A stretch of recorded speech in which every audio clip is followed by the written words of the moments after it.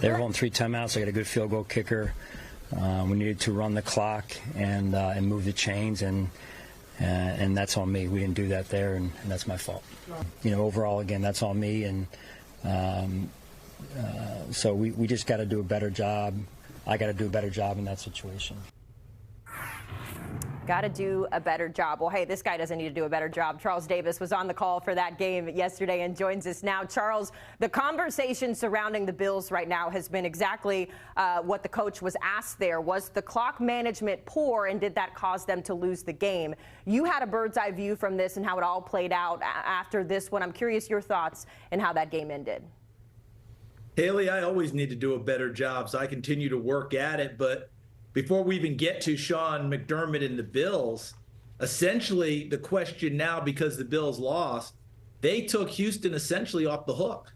Because Houston had those questions being asked about them going in when they had the ball the first time and had the 3 timeouts in their pocket, ended up throwing the football, having to punt it away, as opposed to even getting a shot at a field goal on that drive, so you didn't know that he would even get it back. Getting to Sean McDermott, taking the responsibility, that's what good head coaches do. But he committed it at a time where, remember, he mentioned it, 3 timeouts were in Houston's pocket. If you run it 3 times and don't get the first down and punt it away, there's going to be time on the clock and an opportunity for Houston to make a short drive and kick a 59 or shorter field goal again. I think ultimately the problem was Buffalo lost the game and lost it with the ball in the hands of their quarterback, Josh Allen. Could you have run him and possibly done it? Yes. Could you have run it 3 times and taken your chances? Yes. But when they committed to trying to make sure they got a first down with the ball in the hands of their best player and didn't get it, it opens it up to where we are now. So am I defending? That's probably too strong. But at the same time, I think it's so easy to assess blame there, because if you run the ball inside 3 times, Haley, 5-6 seconds off the clock, timeouts taken 3 times, they have to punt the ball away. Your field position's pretty good, and Stroud has a shot at it anyway.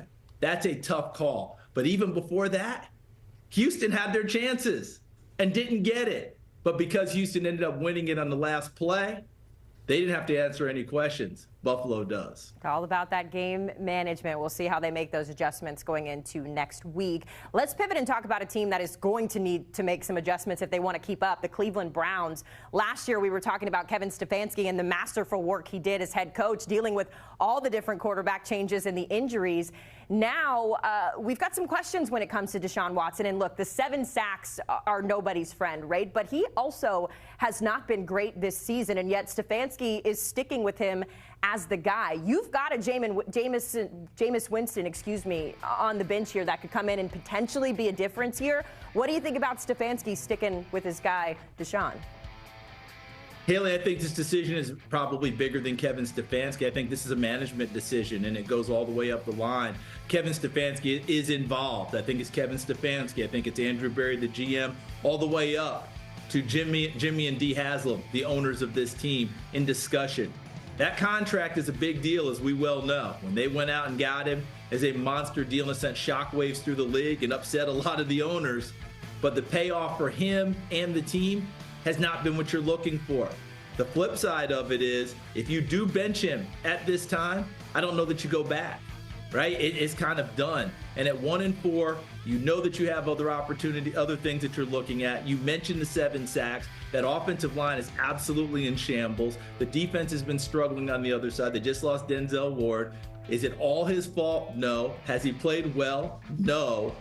But you also committed to that monster contract and him to be your guy. To me, this feels like Cleveland saying, we're not letting this go without taking it all the way to the limit. And again, as I said, I believe it's an organizational decision. Yes, Kevin Stefanski has a big hand in as the head coach, but I can't imagine that Andrew Berry and the Haslams have not weighed in and they've made a decision collectively to have him remain the quarterback. Something has got to change. A stat that I wanted to read out before I send things over to Chris. The Browns have scored as many points this season as the Ravens and Bengals combined for on Sunday with 79. So clearly, Charles, they got to get something going. Thanks for hopping on Spotlight with us.